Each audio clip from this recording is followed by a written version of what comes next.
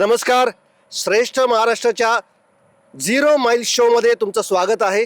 आम्ही आता फिरत इथे आलेलो आहे तिरोडा गोरेगाव मतदारसंघामध्ये आणि इथले आमदार आता ते प्रचारामध्ये अत्यंत जोर पकडलेला आहे त्यांनी आणि ते विजय रांगडाले इथे आपल्यासोबत आहेत. आपण त्यांच्याशी बोलायला रांगडाले साहेब तुमचं स्वागत आहे या 0 माईल शोमध्ये. नमस्कार. आम्ही आता पहिला प्रश्न त्यांना विचारतो आहोत की या निवडणुकांमध्ये महत्त्वाचा विषय आता कोणता आहे, कोणता अजेंडा त्यांच्यासमोर आहे? महाराष्ट्रामध्ये जो अजेंडा आहे तो विकासाचा अजेंडा आहे आणि निश्चितच भारतीय जनता पक्ष, राष्ट्रवादी काँग्रेस व शिवसेना महायुतीच्या माध्यमातून 2003 आणि 2023 आणि 2024मध्ये जे विकासाचे कामं झाले, वैयक्तिक लाभाचे कामं झाले, शेतकऱ्यांचे लाभ असो किंवा सर्वसामान्यापर्यंत योजना पोहोचवल्या आणि त्यामुळे सर्व वर्ग आज भारतीय जनता पक्ष, शिवसेना आणि राष्ट्रवादी काँग्रेस महायुतीच्या पाठीशी आहेत आणि तेच मुद्दे घेऊन आम्ही लोकांच्या समोर जात आहोत. लाडकी बहीण योजनेबद्दल आता सर्वच बोलत आहेत, तर लाडकी बहीण योजनेचा जो काही लाभ इथे झाला आहे त्याचा काय परिणती वोटमध्ये होईल का? खरोखरच महिलांच्या हातात डायरेक्ट पैसे येणे हा फार मोठी गोष्ट आहे. महिलांना पैशाची आवश्यकता पडली तर बचत गटाच्या माध्यमातून ते कर्ज काढत होते, पण शासनाच्या मुख्यमंत्री लाडकी बहीण योजनेच्या माध्यमातून त्यांच्या हातात डायरेक्ट पैसे जात आहेत. ग्रामीण क्षेत्रातील महिलांकरिता 1500 रुपये हे फार मोठी गोष्ट होते आणि त्यामुळे ज्या बहिणी आहेत खरोखरच आनंदित आहेत, फार उत्साही आहेत आणि ते बघतायत की निवडणूक केव्हा केव्हा येते आणि आम्ही केव्हा केव्हा महायुतीच्या उमेदवाराला मतदान करतो. आता मी माईक आणि त्याचे सूत्र देतो आमचे कन्हैया सिंह यांच्याशी. कन्हैया तुम्ही आता पायाभूत सुविधा म्हणजे इंफ्रास्ट्रक्चर पे आप विधायक जी से सवाल पूछ सकते हैं.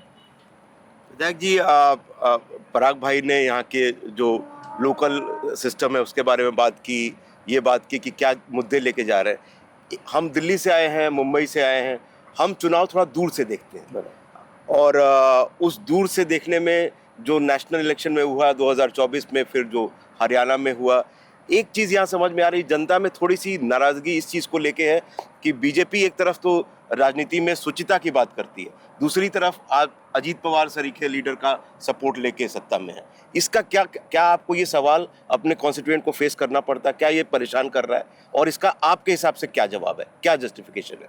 नहीं, मैं बड़े लेवल पे तो नहीं बोल सकता, लेकिन स्थानिक लेवल पे ये मुद्दे गौन है.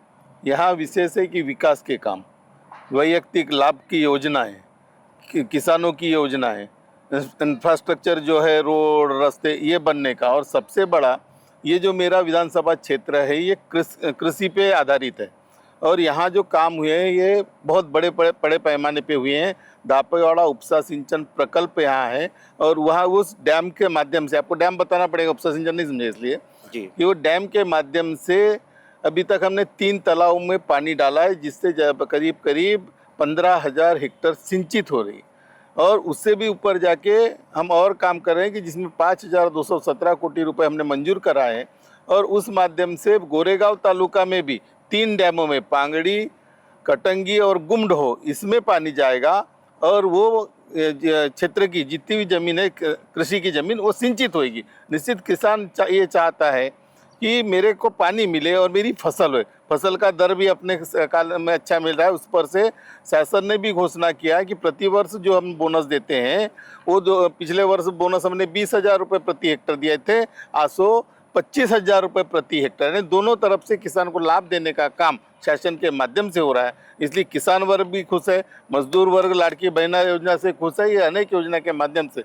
सभी जनता खुश है. आप बताइए, आप तो जनता के बीच में रहते हैं, मुंबई से भी बहुत दूर है, हम लोग 2 दिन से घूम रहे हैं, पूरे इलाकों में 1000 किलोमीटर का डिस्टेंस है. आप लोग कल्चरली, मैं पराग भाई से और सबसे यही बात कर रहा था कि आप लोग एमपी के ज़्यादा करीब दिखते हैं, हिंदी का भी प्रभाव दिखता है उसमें कल्चरली, और पॉलिटिकली तो ऑब्वियसली आप महाराष्ट्र के एक सेंट्रल नैरेटिव में हमेशा मोदी जी रहते हैं इलेक्शन के, कहीं ना कहीं वो डेंट लगा है लोकसभा में. क्या आपको लगता है कि इस बार कल आप इलेक्शन जो है महाराष्ट्र का मोदी मैजिक के बिना लड़ना पड़ेगा? नहीं, मोदी जी का जादू तो है लोगों के इस पर. आपने बोला कि मध्य प्रदेश का कल्चर आपको लगा हुआ है। निश्चित ही यहाँ से 30 किलोमीटर के बाद में मध्य प्रदेश लगता है। मध्य प्रदेश में 29 की 29 सीटें भारतीय जनता पक्ष जीती। हमारे यहाँ भी हमारा जो भाग लगा हुआ है, यहाँ हम 35,000 से गोंदिया में आगे रहे, 10,000 से मेरे विधानसभा में आगे रहे। अब कुछ चीज़ें ऐसी होती है कि वो हार हो जाती है, और जो बहुत बड़ी हार नहीं, हमारे यहाँ भी इतने बड़े लोकसभा क्षेत्र हम सिर्फ 35,000 वोट से हारे हैं। अब गलत नेरेटिव के कारण, नेरेटिव जो डाला गया पब्लिक में, संविधान बदल देंगे, एक डाले, दूसरा डाले उनने कि अगर हमारी सरकार आएगी तो 8,500 रुपये महिलाओं को देंगे, दिए तो कुछ नहीं, ना तो कोई किसी में ताकत नहीं कि संविधान बदले, लेकिन गलत बात डाल के भ्रमित करके लोगों को कांग्रेस ने वोट लिया, इसलिए चुनाव जीते, नहीं तो निश्चित हम जीते रहते। उसी से एक लास्ट सवाल मेरा और कि क्या आपको लगता है पिछली बार जैसे, चाहे वो भले ही गलत नैरेटिव हो, लेकिन लोगों में स्टिक किया वो नैरेटिव, 4 ही महीने हुए हैं उस चुनाव को, उस 4 महीने में उस नैरेटिव को चेंज करने के लिए आप लोग क्या क्या कर पाए?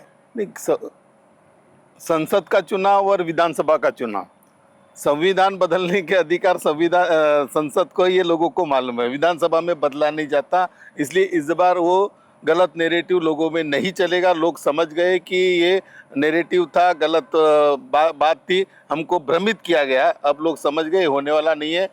कांग्रेस ने जो 8,500 प्रति महीना देने का वादा की थी वो भी नहीं दिए, और वो देने वाले हैं भी नहीं, जहां उनकी सत्ता है वहां भी नहीं दिए। लेकिन भारतीय जनता पक्ष, शिवसेना, राष्ट्रवादी की महायुति के सरकार ने लोगों के खाते में पैसे डाली है, इसलिए उनको, लोगों को विश्वास है कि इस महायुति की सरकार ही हमारा को लाभ पहुंचा सकती है, हमारा भला कर सकती है, विकास भी के बराबर वैयक्तिक योजनाएं भी यही सरकार दे सकती है। लीजिए पराग जी, आगे आप बढ़ाइए कॉन्वर्सेशन। रांगणाले साहेब, तुम्ही आता संविधानाचा विषय काढला, संविधानाच्या बरोबर खरं तर हा आरक्षणाचा प्रश्न निगडीत आहे। इथल्या जाती आधारित जे मतदानाचं जे प्रमाण आहे आणि त्याच्यामध्ये पवार समाज असेल, गौंड समाज असेल किंवा ओबीसी आणि बसपाचा जो दलित समाज आहे, याचं साधारणतः काय बलाबल राहील? नाही, इथं सर्वात मोठा समाज पवार समाज आहे, सेकंड याच्यावर दलित समाज येतो, तिसऱ्या याच्यावर अदर जेवढे ओबीसी आहेत तेवढे येतात। तर निश्चितच सर्व मतदाता हे भारतीय जनता पक्ष आणि आमच्या महायुतीला मतदान करतात। मी जवळजवळ 24 वर्षापासून या समाजकारण राजकारणामध्ये आहे। मी आपल्या राजकारणाची सुरुवात 2000 पासून सुरू केली, पंचायत समिती, नंतर 2 वेळेस जिल्हा परिषद, 2 वेळेस आमदार। लोक जातीपाती म्हणून आमच्या इथं मतदान करत नाही, जरी समाजाचे वेगवेगळे असले, पण लोक आमचा माणूस, आमच्या हक्काचा माणूस पाहिजे, जो आमचे काम करून घेतो, आमच्या अडीअडचणीच्या वेळेस आमच्या कामात पडतो आणि त्याचबरोबर क्षेत्राचा विकास करतो, हा सर्वात मोठा मुद्दा असतो। म्हणून आज 2 वेळेला, तिसऱ्या वेळी आपणही निवडून येणार आहोत। रांगणाले साहेब, तुम्ही विकासाचं नेहमी बोलताय। मला आता आम्ही स्वतः इथे समृद्धी एक्सप्रेसनी अत्यंत वेगाने इथे आलो आणि हा समृद्धी एक्सप्रेस हायवे जो आहे तो महामार्ग पुढे गोंदियापर्यंत येतोय असं आम्हाला आता इथे कळलं। तर साधारणतः त्याची काय रचना आहे आणि किती दिवसात महामार्ग पूर्ण होऊ शकतो? जवळजवळ 2 वर्षात त्याचे महामार्गाचे अलाइनमेंट फिक्स झालेलं आहे। जागा हस्तांतरित करण्याची प्रोसिजर ही दिवाळीनंतर, आचारसंहितानंतर होणार आहे आणि 2 वर्षांमध्ये समृद्धी महामार्ग जो बनत आहे नागपूर ते गोंदियापर्यंत 2 वर्षात पूर्ण होईल। रांगणाले साहेबांनी सांगितलं की इथे विकासाचा हाच मुद्दा जोरात चालू राहील, न की जातीपातीचा। पण भारतीय जनता पक्षाचं हिंदुत्व हा महत्त्वाचा मुद्दा राहील आणि राम मंदिराचा प्रश्न इथे मोठ्या प्रमाणात चर्चेला गेला होता। पण आता राम मंदिर प्रश्नी साधारणतः लोकभावना काय आहे? नाही, आपल्या धर्माला, आपल्याला दैवतला मानण्याची सर्वांची अधिकार आहेत आणि निश्चितच जे ज्याला मानतात त्यांना मानतच आहेत, आणि जे हिंदू धर्म आहे त्यांच्या मनात आनंद आहे की आमचे राम भगवान आमच्या मंदिरामध्ये स्थापित झालेले आहेत, त्यांच्याबद्दल आदर तर आहेच आहे, पण आनंदही लोकांच्या मनात आहे की जो कित्येक वर्षापासून मंदिर झालेला नव्हता तो भारतीय जनता पक्षाच्या कार्यकाळात झालेला आहे। रांगणाले साहेब, एक माझा शेवटचा प्रश्न असा आहे की इथे आत्ता तुम्हाला कट्टर प्रतिस्पर्धी म्हणून कुणाकडे तुम्ही पाहता आणि ह्या सगळ्या वातावरणात तुम्ही कशा प्रकारे निवडणुकीचा प्रचार हाताळणार आहात? नाही, आमची लढाई आता भारतीय जनता पक्ष आणि महायुती जी लढाई आहे आजपर्यंत काँग्रेस सोबत होत होती, नाही तर काँग्रेस होती, दुसरे पक्षच नाही तर लढाईचा प्रश्न नाही आहे। तुम्हाला पूर्णपणे आता क्लीन तुम्हाला इथे आता विजय मिळू शकतो असं तुमची भावना आहे? विजय तर सुनिश्चित आहे. लोक आपल्या सोबत आहेत. एवढ्या वर्षापासून लोकांचा प्रेम, लोकांचा आशीर्वाद त्यांचा भाऊ म्हणून, त्यांच्या हक्काचा माणूस म्हणून मला मिळाला. निश्चित आताही मिळेल, हा मला विश्वास आहे. कन्हैया जी, हाँ, आपका कॉन्फिडेंस बहुत ही इन्फेक्शियस है और ऑब्वियसली आप फील्ड में काम करते हैं तो इसलिए ये कन्विक्शन है आपको कि आपको वो प्रतिसाद मिलेगा। एक सवाल ये बताइए, आप 24 साल से आपने कहा पक्ष से जुड़े हुए हैं और 2 बार के चुने हुए विधायक, विदर्भा इस बार कितना बड़ा रोल प्ले करने जा रहा है महाराष्ट्र की पॉलिटिक्स में? क्योंकि क्या असली लड़ाई विदर्भा में ही है? क्या विदर्भा डिसाइड करेगा कि अगली सरकार किसकी बनेगी, अगला मुख्यमंत्री कौन होगा? 62 सीटें हैं, आप जरा हम लोग को विदर्भा के परिप्रेक्ष्य में बताएं प्लीज। 62 सीटें हैं जी, और उसमें से हम 45 प्लस ही रहेंगे। विदर्भ ने हर समय बीजेपी को साथ दिया है, महायुति के साथ में विदर्भ खड़ा रहा है और इस बार भी विदर्भ में भारतीय जनता पक्ष और महायुति का विजय होएगा। ज़्यादा से ज़्यादा सीटें हमारी आएगी। विधायक जी, ये तो विशफुल थिंकिंग है ना, लोकसभा में तो ऐसा नहीं दिखा। लोकसभा में तो नहीं। मतलब एक करारा चैलेंज, या कहिए कि अंग्रेजी मीडिया में कह रहे हैं कि resurgence of BJP from Vidarbha, उसका क्या जवाब है आपके पास? देखो, समय हर समय परिवर्तित होता रहता है, वैसे विचार परिवर्तित होता है। लोगों के विचार हर समय बदलते रहते हैं। लोकसभा की थिंकिंग अलग रहती है, विधानसभा की थिंकिंग अलग रहती है, पक्ष के बराबर व्यक्ति का भी चर्चा होती है। आदमी तुलना करता है कि ये कौन से व्यक्ति को मेरे को चुनना है, कौन से पार्टी को चुनना है। ये समय समय वोटिंग करते समय आदमी का मन बदलता है जब वोट डालने जाता है। पहले अगर मानस भी बना लिया तो कई बार वो भी होता है। ये समय समय पे विचार बदलते जाते हैं। तो विधायक जी, इसी सिलसिले में मैं आपको एक प्रश्न पूछना चाहता हूँ कि लोकसभा चुनाव में ऐसा कहा गया कि आरएसएस का सपोर्ट थोड़ा कम होता, आरएसएस ने थोड़ा होल्ड किया था। आज की तारीख में भारतीय जनता पार्टी के साथ आरएसएस है क्या? देखो, भारतीय जनता पक्ष आरएसएस की ब्रांच है और वो हम हर समय हमारे साथ में रहते हैं और वो रहेंगे।